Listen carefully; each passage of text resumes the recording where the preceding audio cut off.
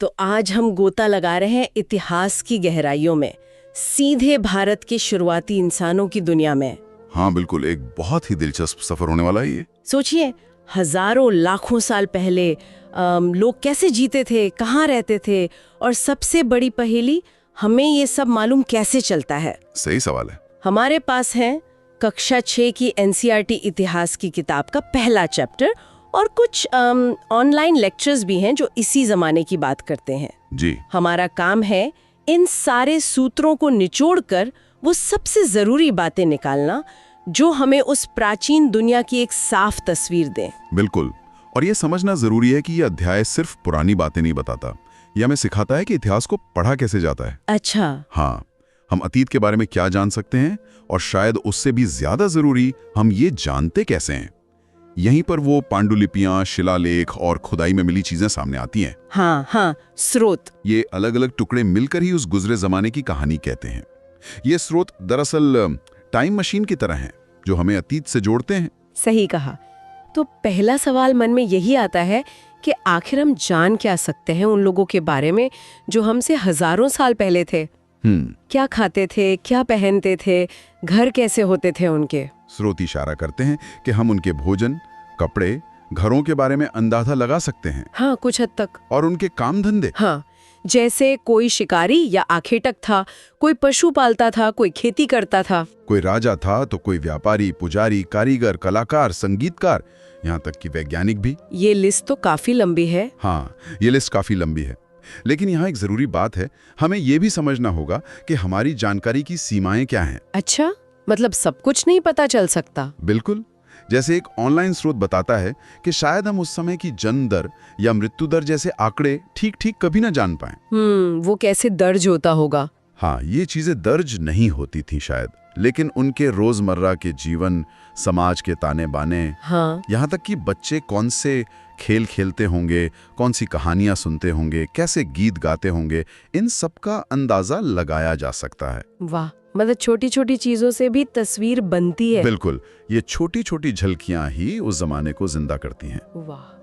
अब आते हैं इस सवाल पर कि ये शुरुआती इंसान रहते कहाँ थे। नक्शे दिखाते हैं, और ये एनसीईआरटी की किताब में भी है कि जगह का चुनाव बहुत सोच समझकर होता था। हाँ, लोकेशन बहुत जरूरी थी। जैसे नर्मदा नदी की घाटी, बताया जाता है कि कई लाख साल पहले लोग यहाँ नदी किनारे रहते थे। वे बड़े कुशल संग्राहक थे, यानी जंगल से कंदमूल, फल और दूसरी जरूरी चीजें इकट्ठा करने में माहिर, और हाँ, शिकार भी करते थे। और यहीं पर भूगोल की भूमिका साफ दिखती है। नदी का मतलब है पानी। हाँ, पानी मतलब जिंदगी। यहीं पर भेड़, बकरी, गाय, बैल पालतू बनाए गए, लोग गांव में बसने लगे। अच्छा। बलूचिस्तान में मेहरवड़ जैसी जगह इसी कहानी की गवाह हैं, जहां सबसे पुराने कृषि के निशान मिले हैं। और कमाल की बात यह है कि खेती सिर्फ एक जगह शुरू नहीं हुई।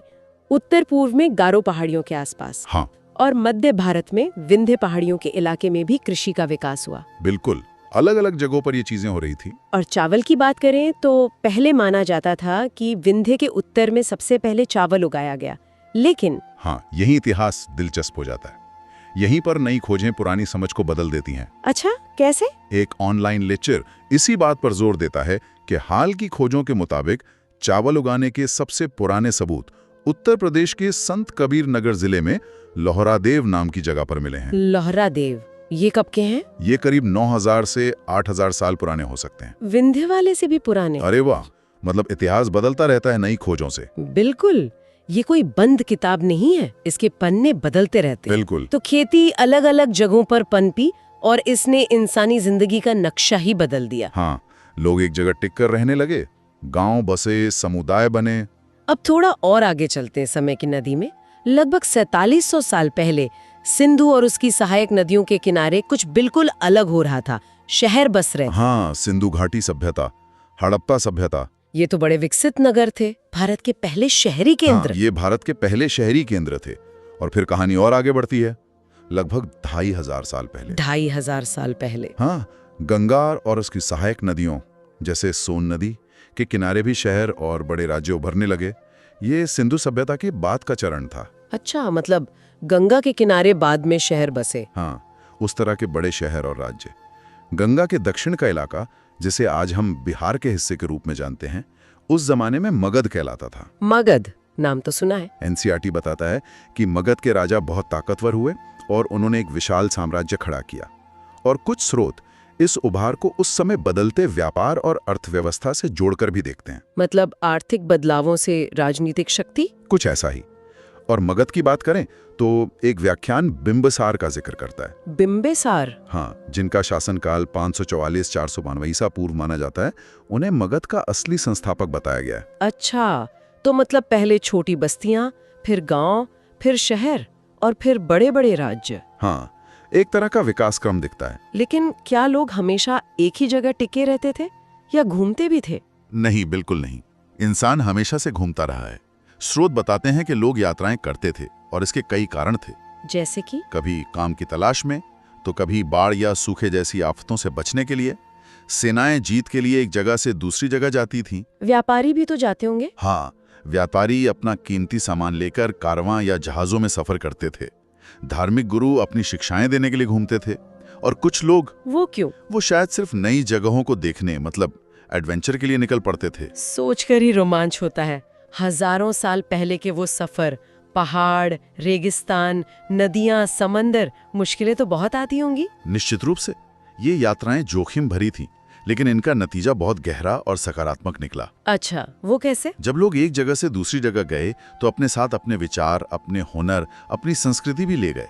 इससे अलग अलग संस्कृतियों का मेलजोल हुआ। हाँ, ये तो है। एक स्रोत बताता है कि इसी मेलजोल से पत्थर तराशने के नए तरीके फैले, संगीत की नई धुनें बनी, यहाँ तक कि खाना पकाने के नए नए तरीके भी लोगों ने एक दूसरे से सीखे। वाह। हिमालय जैसे ऊंचे पहाड़ और विशाल समुद्र जैसी प्राकृतिक बाधाओं के बावजूद लोगों ने इन्हें पार किया और इस उपमहाद्वीप में आकर बसते रहे, जिससे यहाँ की संस्कृति और भी रंगीन और विविध होती गई। वाह, मतलब ये यात्राएं सिर्फ जरूरत नहीं थी, बल्कि इन्होंने हमारी संस्कृति को गढ़ा है। बिल्कुल। अच्छा, इतनी सारी संस्कृतियों के मेलजोल से जो ये विशाल भूभाग बना, इसे पहचाना कैसे गया? इसके नाम इंडिया और भारत कैसे पड़े?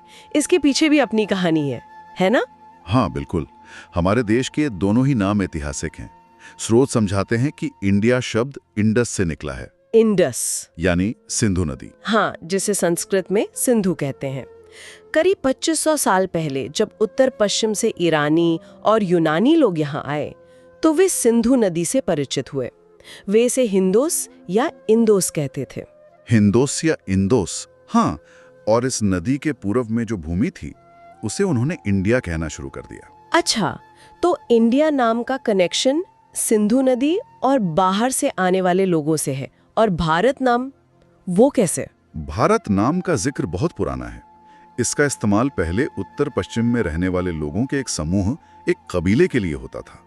एक कबीले का नाम? हाँ, इस भरत नाम के समूह का जिक्र ऋग्वेद में मिलता है, जो संस्कृत का सबसे पुराना ग्रंथ है और लगभग 3500 साल पुराना माना जाता है। 3500 साल? जी हाँ।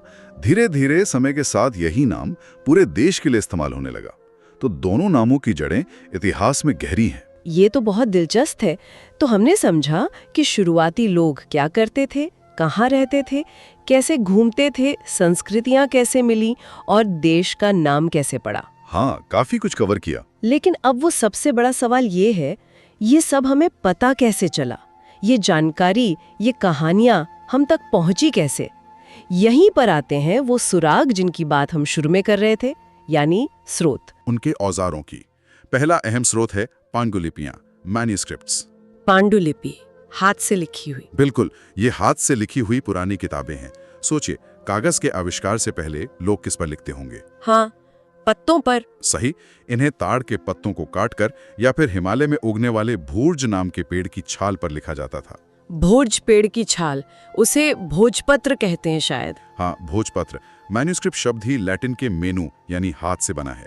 और इनमें लिखा क्या होता था? मतलब किस तरह की बातें? बहुत कुछ। धार्मिक मान्यताएं, पूजा पाठ के तरीके, राजाओं के जीवन की कहानियां, दवाइयों और विज्ञान की बातें। अच्छा, विज्ञान भी? हाँ, औषधियां, विज्ञान, कविताएं, नाटक, महाकाव्य। ये संस्कृत, प्राकृत, जो उस समय आम लोगों की भाषा थी, और तमिल जैसी कई भाषाओं में मिलती हैं। लेकिन क्या ये बच पाई इतने सालों तक, पत्ते और छाल तो? यही तो मुश्किल थी।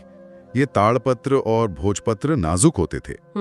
एनसीईआरटी बताता है कि कई पांडुलिपियां तो कीड़ों ने खा ली या हाँ। समय के साथ गल गई, नष्ट हो गई। ओह, फिर भी हजारों आज भी मंदिरों और विहारों में सुरक्षित हैं, जो हमें उस जमाने की झलक देती हैं। ये तो अच्छी बात है कि कुछ बच गई।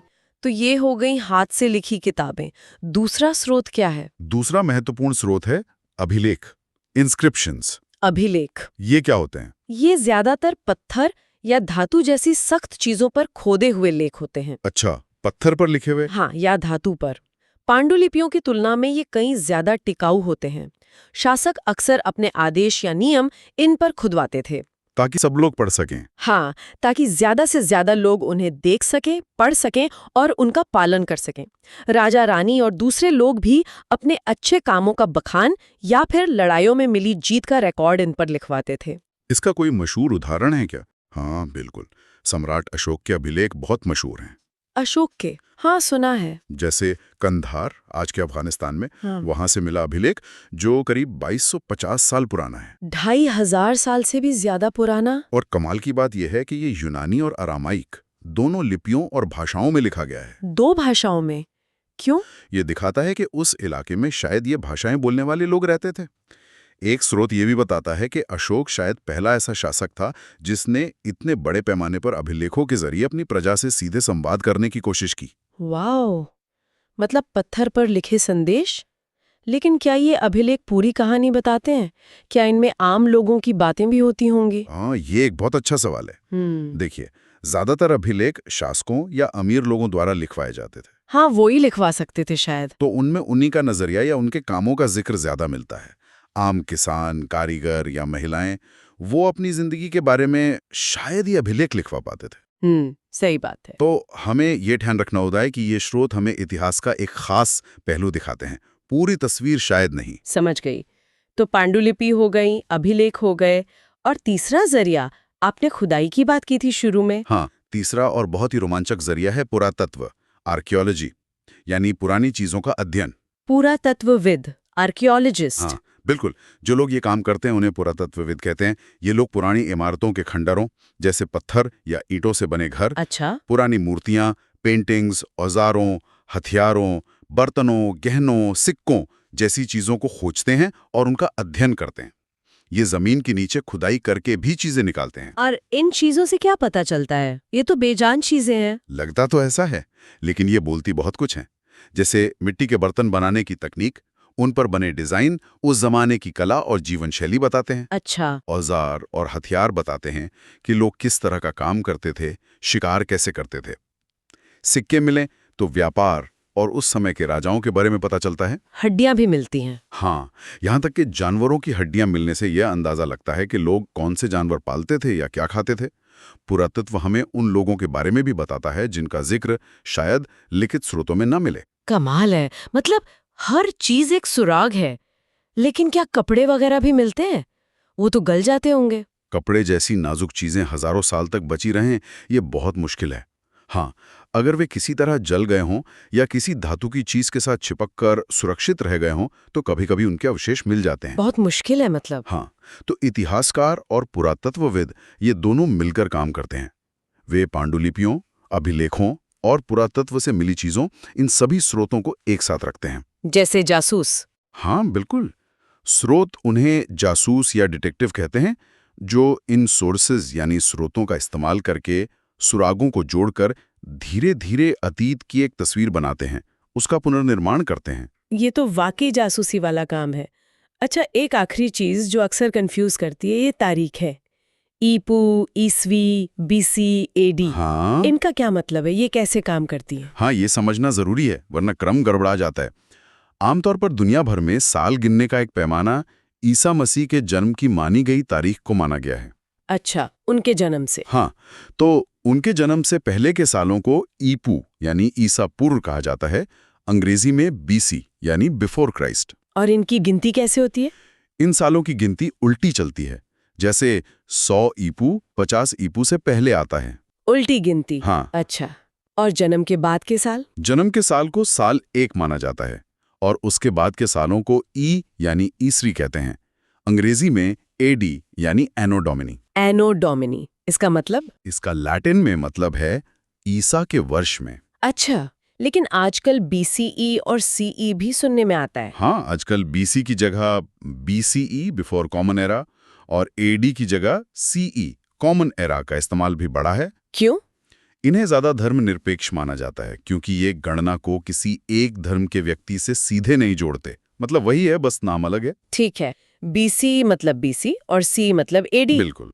और कभी-कभी BP यानी बिफोर प्रेजेंट, आज से पहले का भी इस्तेमाल होता है, खासकर बहुत पुरानी तारीखों के लिए, जैसे हजारों साल पुरानी। अच्छा, BP। ये सारी तारीखें हमें घटनाओं को सही क्रम में समझने में मदद करती हैं। हाँ, इतिहास में क्रम बहुत महत्वपूर्ण है। बहुत बढ़िया।